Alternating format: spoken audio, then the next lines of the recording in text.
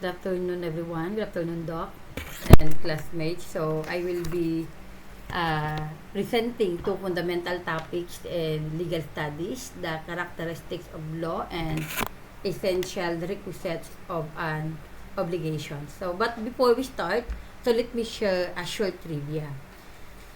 Alam nyo ba na ang Civil Code of the Philippines, enacted in 1950, actually draws heavily from the Spanish Civil Code of 1889? So, this blend of historical influence and modern application makes our legal landscape uniquely rich, na lalo na sa industries as dynamic as tourism and hospitality. So, now let me start with maikling tanong o short questions na that cuts to the core of our industry. If a guest slips o ang guest ba ay nadulas in your hotel lobby, is it merely an accident or is it a breach of juridical necessity? So anyway, so as the first presenter, I have the privilege of laying the foundational understanding of what law is and how legal obligations are formed.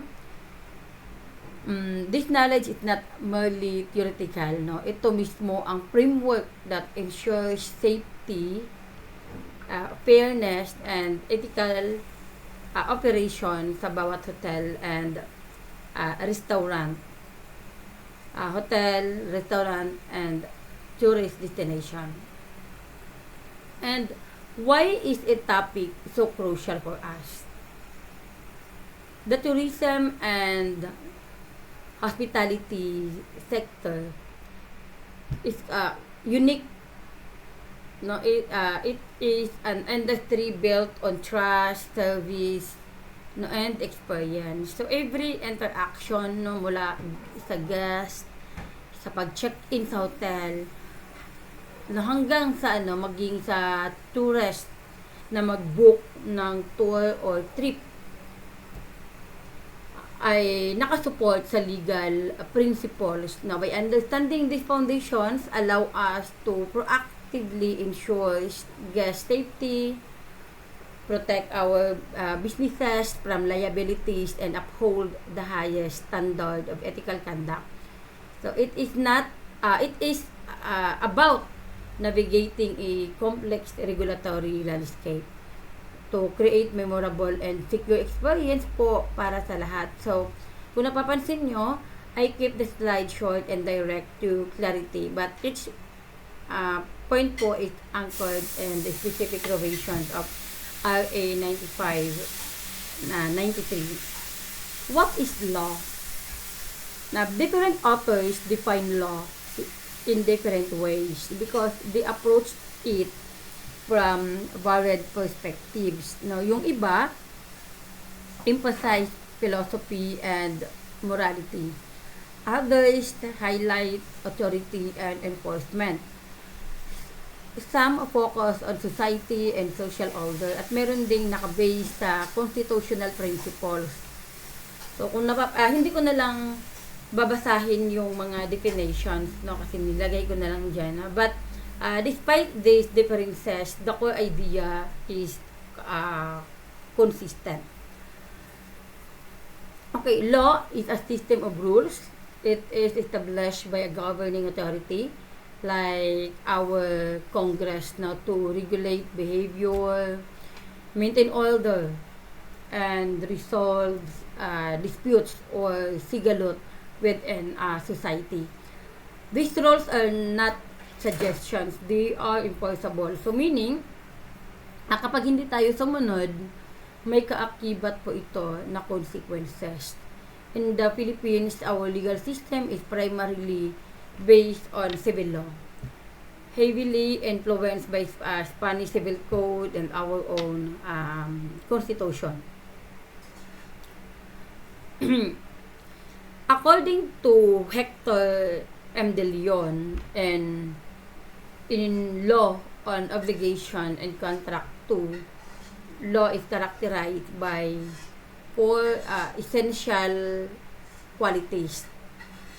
Na ito yung rule of conduct, just and obligatory, promulgated by legitimate authority, and common observance and benefit.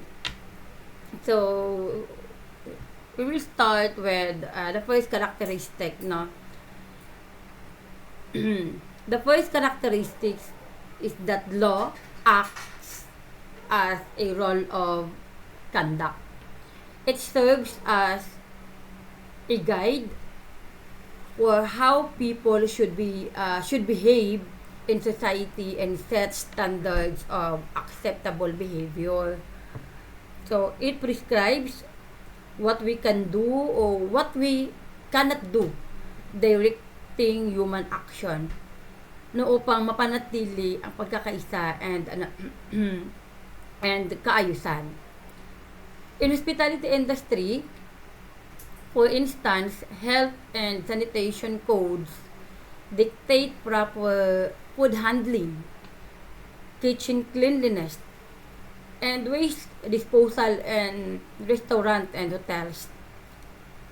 Now, these laws are not optional. They are binding rules of conduct that protect sa parihong guest and staff from health risk. Then, we proceed to the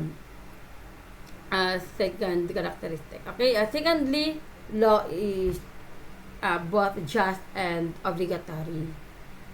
It embodies fairness, equity, and moral soundness, reflecting the values of society. At the same time, it is obligatory. Compliance is not a matter of choice but a legal duty enforceable by the state. For example, anti-discrimination laws in the hospitality industry prohibited hotels from refusing service to guests based on race, religion, or gender. This illustrates the just aspect na nagbibigay ng equal treatment, habang ang obligatory aspect naman ay pinatitibay ng constitutional right at human right legislation. The mandatory nature of these laws guarantees that such principles are consistently upheld across the industry. Okay, next. The third characteristics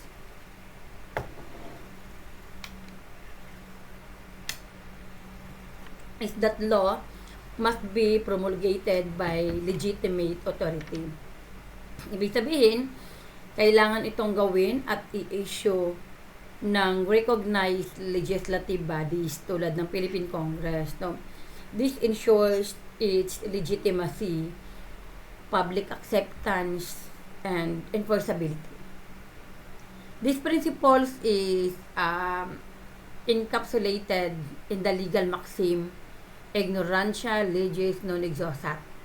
Ibig sabihin, ignorance of law excuses no one. A prime example in the tourism and hospitality field is that Tourism Act of 2009 or Republic Act 9593. This landmark legislation enacted by Congress provides the comprehensive framework for tourism development and legislation in the Philippines.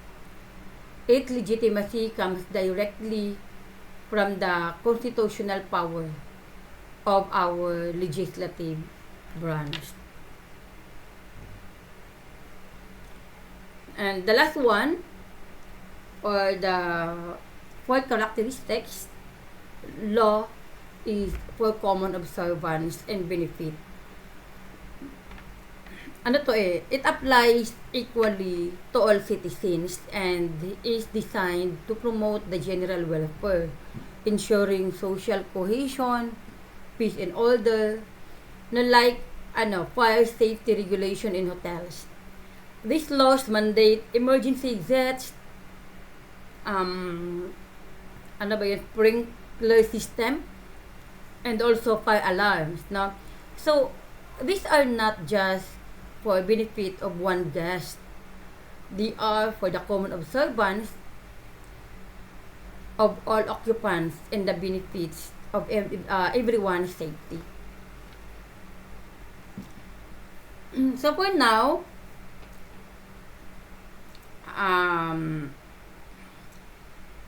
that we understand the fundamental characteristic of law, so let us transition to how these laws translate into actionable responsibility and entitlements. By the very nature, no, laws create duties and rights. So, ang mga duties and rights na ito, in turns, form what we call obligations. Understanding obligation is very important sa hospitality industry, no? O sa tourism industry, kasi ito ang foundation ng bawat contract na pinapasok natin sa bawat liability na pwede nating harapin. In short, obligations bridge the gap between abstract legal principles and the concrete responsibilities we uphold in practice.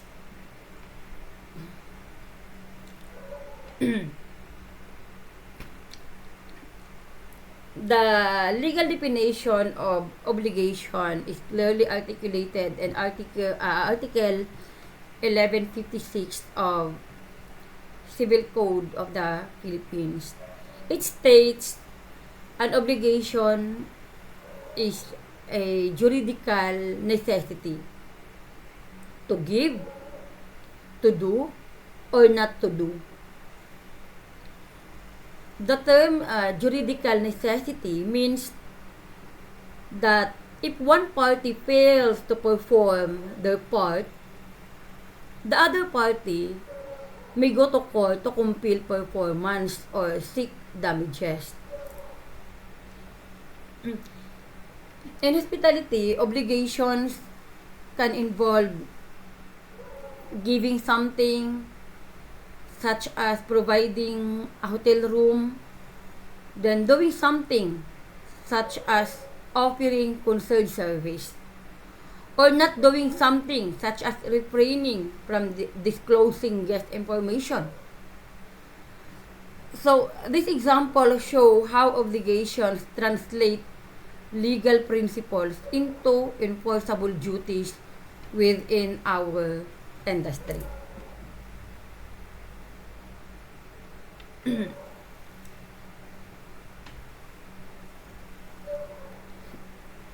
For an obligation to be legally binding and enforceable, four essential elements must be presented. These are known as the essential requisites of an obligation. Okay, first we have the active essential, active subject. Now, also called the creditor or obligee. So, siya ang may karapatan to demand the performance of the obligation. Then second, the passive subject or the debtor or obligor. Dito naman, siya yung taong bound to perform the obligation. And the third, object or prestation. Is the specific conduct required, whether it is to give a thing, to do service, or to refrain from doing something. And fourth, the juridical tie or vinculum juris. It's the legal bond that connect these parties, making the obligation enforceable. So, this tie or legal bond can arise from various sources na tulad ng contracts.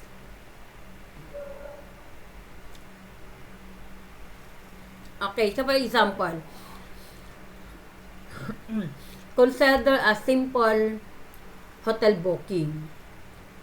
The active subject is the guest who has the right to a room and services. So, siya yung active subject. Then, sino ba yung passive subject? Is the hotel bound to provide them. Diba?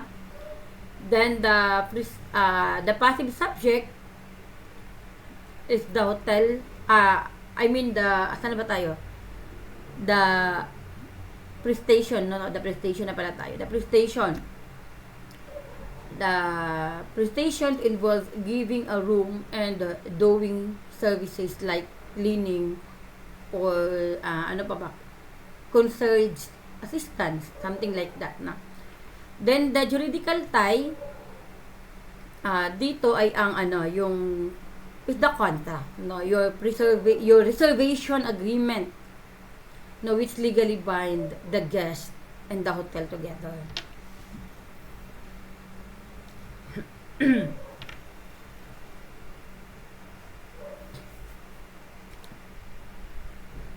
Okay, so another example, the tour operator. The tourist is the active subject. No, the operator is the passive subject, and the prestation is doing the tour and giving transportation, and the juridical tie is the tour package contract. No, so siguro klaro naman, no. So these examples highlight how these four elements are constantly at play in our industry, forming the fundamental structure of very legal commitment. So we have established the ano bang tawag nila dito, no, the legal the bedrock, no, of our legal system, no, the characteristics of law that govern us in the essential requisites that form our legal obligation. Then this foundational knowledge is not merely academic, it is crucially for building responsibility of ethical and successful operation and tourism hospitality. So it empowers us to protect our guests, our businesses, and the reputation of our industry. So from here, our classmate in topic 3 and 4 will build on this foundation by explaining the different types of rights and distinction between crimes and negligence. No. Okay, so thank you for your attention, and all references are compiled po dito. So these are the sources that guided and supported the content of this presentation. Okay, so once again, thank you po, and good afternoon everyone.